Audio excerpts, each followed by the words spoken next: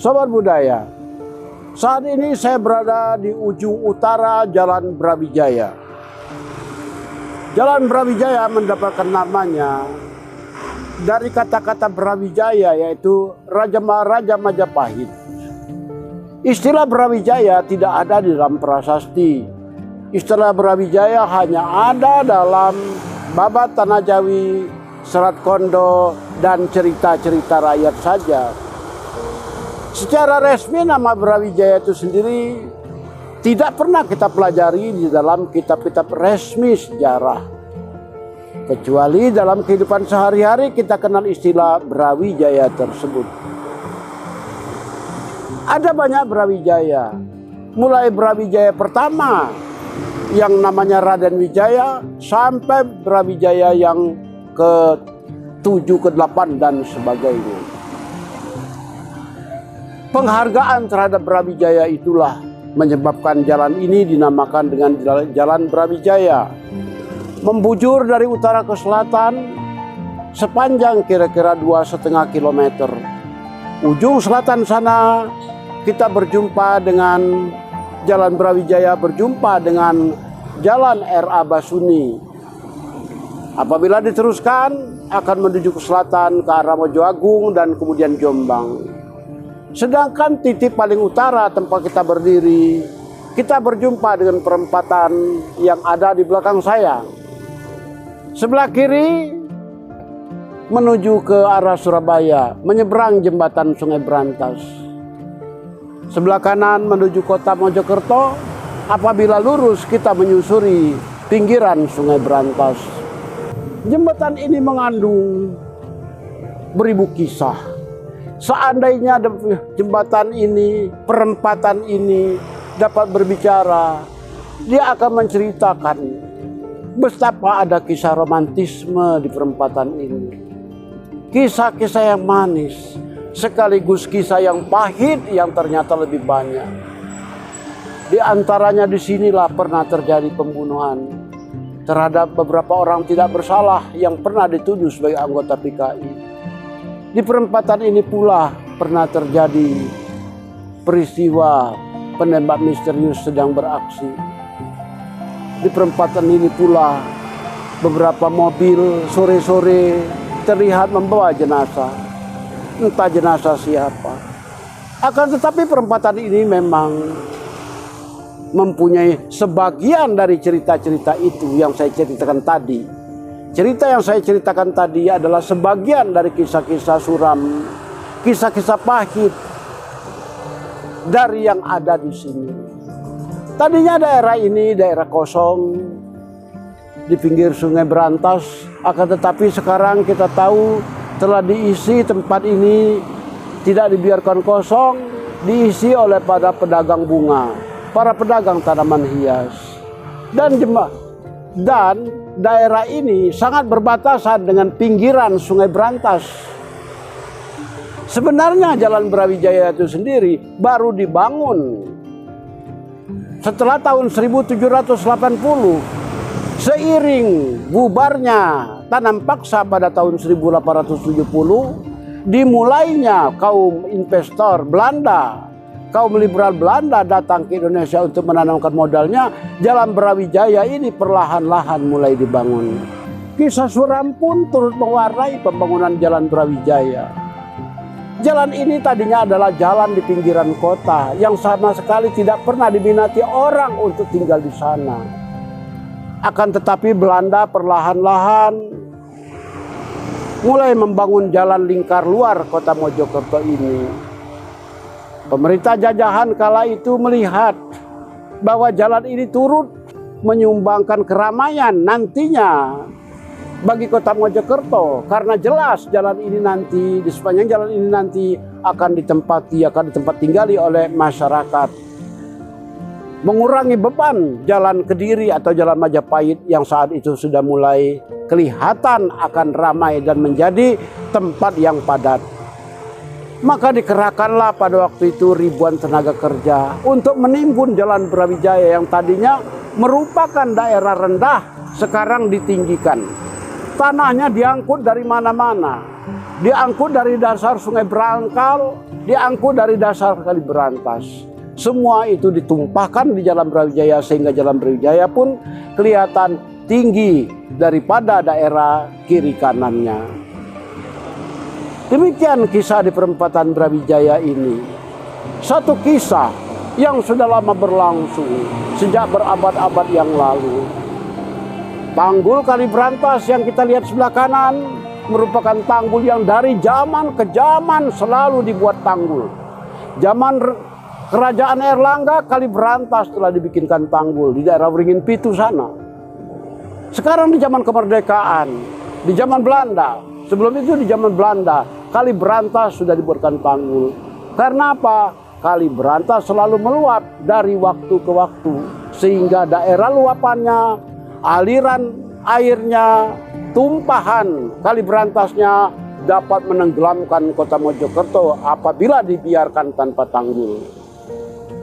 Maka pada awal abad ke-20 dengan sigap pemerintah jajahan memperbaiki semua tanggul di Kali Berantas yang berbatasan dengan kota Mojokerto. Sejak itulah kota Mojokerto relatif kurang, tidak begitu parah oleh luapan Kali Berantas. Banjir Kali Berantas dapat dikurangi. Dan itulah yang kita nikmati hingga saat ini. Jembatan Kali Berantas yang merupakan titik paling utara dari Jalan Brawijaya adalah termasuk jembatan yang terpanjang di Jawa Timur. Jembatan ini menghubungkan kota Mojokerto dengan daerah seberang, yaitu Desa Padangan. Dan dari Desa Padangan kita dapat meneruskan perjalanan ke arah Sidoarjo. Jembatan ini tentu saja pada awalnya tidak demikian bentuknya seperti ini. Pada awalnya jembatan ini sangatlah berbentuk sangatlah sederhana. Bentuk pertama jembatan ini dibangun pada tahun 1890 untuk tempat lewat delman, gerobak dan sebagainya yang mengangkut tebu dari daerah seberang sana ke seberang sini. Jembatan dibangun pada masa Belanda tersebut, pada tahun 1890-an tersebut, bertahan hingga 100 tahun lamanya. Sampai pada suatu hari, pada suatu pagi di bulan Februari 1990, jembatan yang telah berusia 100 tahun tersebut ambruk, roboh, patah karena dilewati oleh sebuah truk. Tidak ada korban di sana. Yang korban adalah para komuter, para penduduk yang telah menyeberang atau para penduduk yang ingin berangkat ke tempat kerjanya di hari itu dan hari-hari berikutnya. Mereka menjadi terganggu karena putusnya jembatan tersebut. Karena putusnya jembatan tersebut, berbagai kegiatan jadi terganggu. Murid-murid sekolah yang dari seberang sana, kita harap maklum di seberang sana banyak desa, Desa Gedek, Desa Kupang, Desa Losari, termasuk daerah Melirip, termasuk di daerah Tasik, Tarik dan sebagainya. Banyak di antara anak-anak tersebut penduduknya, anak-anak tadi bersekolah di Mojokerto atau penduduknya bekerja di Mojokerto, merasa terganggu oleh karena jembatan putus. Sehingga mereka mengambil jalur memutar, yaitu lewat bypass. Kira-kira 2 km dari sini, jembatan tersebut masih baik. Tetapi untunglah gangguan tersebut tidak berlangsung begitu lama.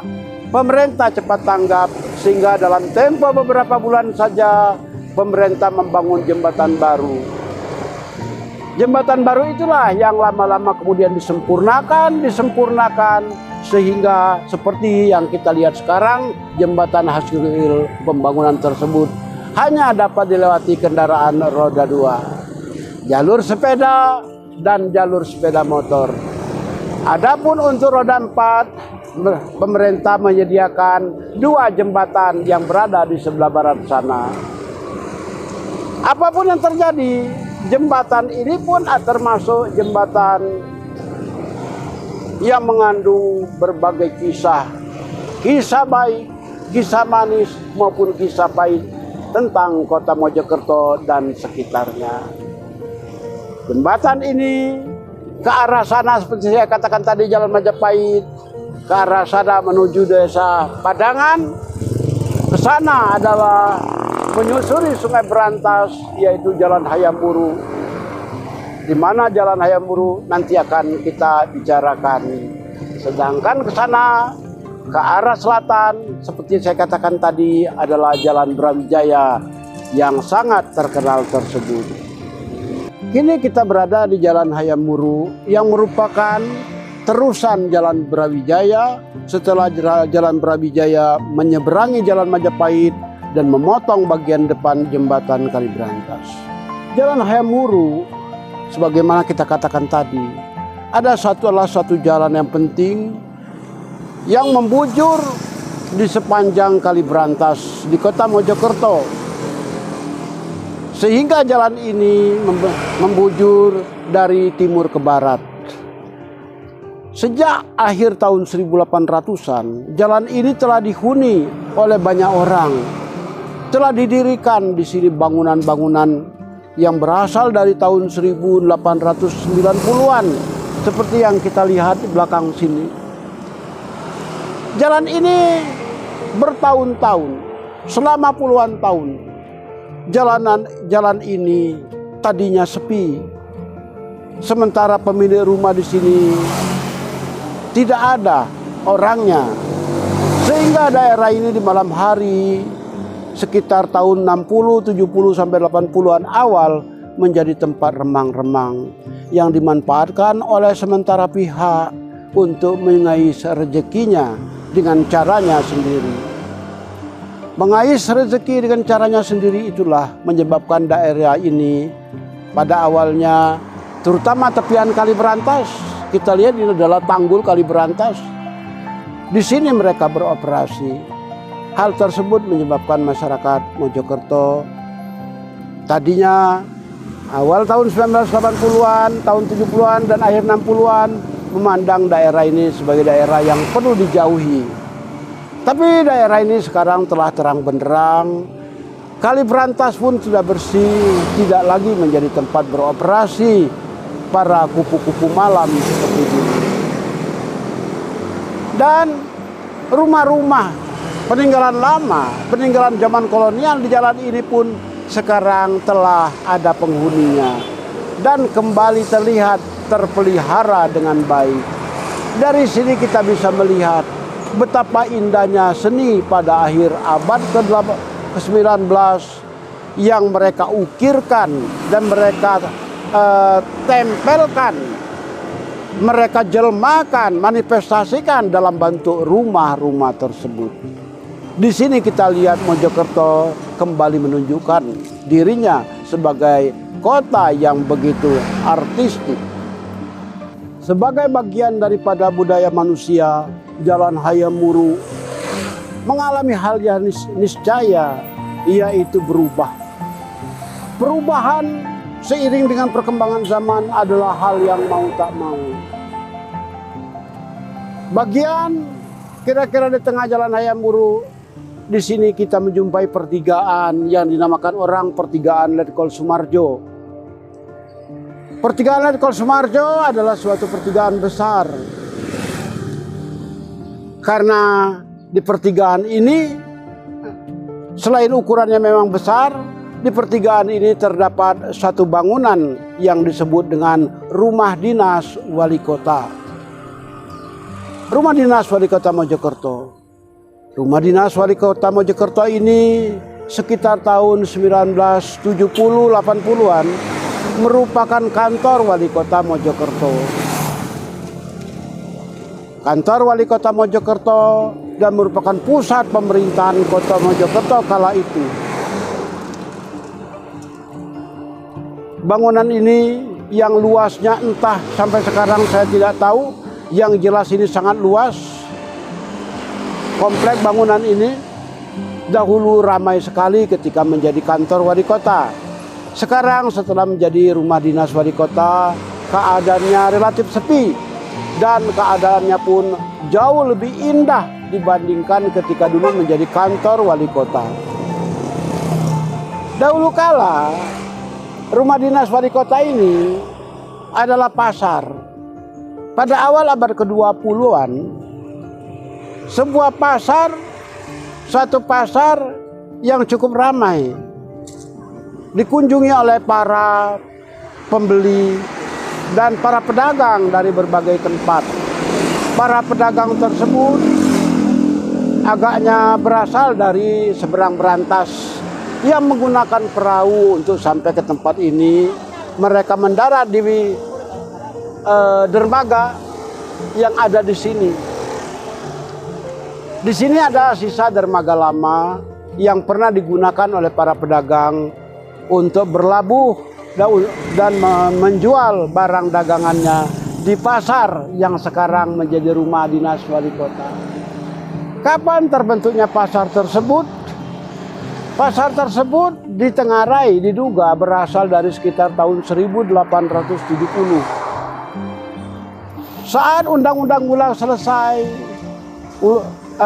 Undang-Undang Gula muncul, menandai berakhirnya kultur sel-sel, kehidupan perekonomian mulai bangkit. Para pedagang bermunculan menjual hasilnya di kota Mojokerto, di pasar yang sekarang menjadi rumah dinas wali kota Mojokerto. Bertahun-tahun pasar tersebut akhirnya dirobohkan, dipindahkan pasarnya ke Pasar Kliwon, dan tempat ini menjadi tanah kosong. Banyak sampah sebagai tempat pembuangan sampah. Di sekitar tahun 1945, tempat ini menjadi di tempat ini didirikan pos penjagaan yang dijaga oleh para tentara, para pejuang ketika itu. Disinilah terjadi pada tahun 1946, seorang pemuda berusia 23 tahun bernama Sumarjo. Dia berpangkat kapten. Suatu siang di pertengahan 1946, Sumarjo dipanggil oleh seseorang Indo yang lewat di tengah jalan sini. Digapai dan Sumarjo pun mendekat. Ketika sang kapten Sumarjo mendekat, pemuda Indo tadi menembak dan menembus perut Kapten Sumarjo.